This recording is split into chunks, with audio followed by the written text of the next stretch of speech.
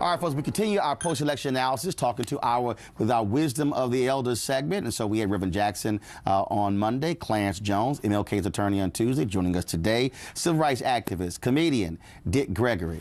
How you doing, my brother? I'm fantastic, having fun. Absolutely. Feel good. This path forward. Yes. Folks are apoplectic, upset, mad, angry. Anytime you vote for the lesser of the two evils, you evil yourself. That's how Hitler came to power. Okay? We don't see that. But you got to be evil. Here's a guy who rapes a woman once a month, another guy rapes a woman once a day, and you got to pick one to babysit for you. You're evil. And that's what America, that's how Hitler came to power. See, few people know Hitler won that election by 288 votes. Okay? And almost wiped the world out.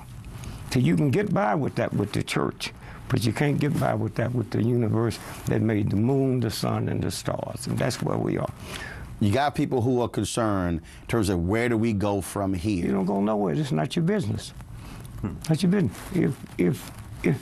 If Trump, if you ever saw Trump's television shows, brilliant. So how you get so stupid all at once? If I went to apply for a job collecting garbage, they would ask me to bring in my last year's tax return. You run for president, you don't have to bring his in, and y'all tolerate it and don't know where it's going? That's what it's about. That's what it's about. What do you say to that activist, to that young person, to that elder who's saying, okay, what do I do for the next 4 years? You can do nothing. You're not going to make 4 years. This country won't make 4 years. It's over. Now, when you say it's over, what does that mean? It means decline. The Romans, the Greeks, the Egyptians, all of them fell. Okay? All of them fell. You see it. So what should we do?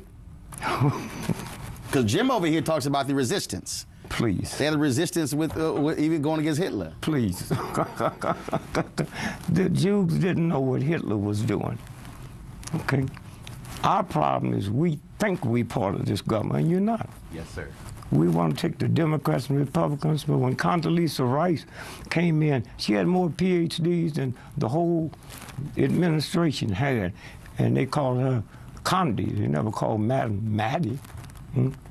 See, there's a soda pop darker than her called Dr. Pepper. If you go get one, you better call it by its title, or they give you a chili pepper.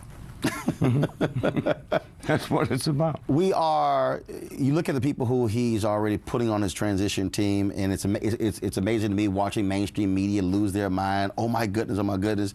And I'm sitting there going, he made it clear what he said during the campaign, what he was going to do. Why y'all acting shocked now? Yeah, but my mother was the same way. She went to the doctor and she said, if you find cancer, don't tell me. That's what white Americans do. If you find it, don't tell me. They didn't just get like that all at once. You got high school students marching, huh? The question need to be asked, how y'all leave school with no permit, huh? Because if you had a child on one of those marches and they got killed by a car, the school got to pay you. That's not the easy thing to do, but they did, huh? Marched by the White House, and nobody saying anything. Principal told them to go out and demonstrate in the playground. No. Everything you're seeing, something's wrong with it. Okay, something's wrong with it. Do you think that we're going to continue to see more of these protests? They've been happening every single day all across the country. Yeah, because most of them are staged. Most of them are staged. You know, I've been protesting all my life. I got 10 children, 13 grandchildren. They just don't get up one morning and say, I'm going to demonstrate. The easiest thing in the world, find out what a child going to do, because they talk. They talk. I mean, we're stupid enough in America to believe the Ku Klux Klan determined public policy. Most of them can't read. Most of them can't write. And when I got ready to run away from slavery, the sheriff gonna ask me for my letter from Gotcha P. I just take any letter because they couldn't read. Show it to them. You know, this is what this is about. But we so filthy ourselves, huh? I spent millions of dollars walk out with my life. I got to go too. I'm just as dirty as they are. When I get on a plane next week and go to Budapest, round trip, first class, $42,000. I pay tax on that, which buys bullets, which drop on little children. So when they fall on your children, why are you upset? That's what this is about. Jim. Well, this is a moment where racial bigotry and autocracy come together. That's why the moment is so. He's a racial bigot and an autocrat. So I think we need a pledge of resistance. I think clergy need to go to sheriff's offices and say, if you're not going to be held accountable by Washington, clergy will hold you accountable for your policing in this town. When they register Muslims, Christians and Jews should be in line registering as Muslims.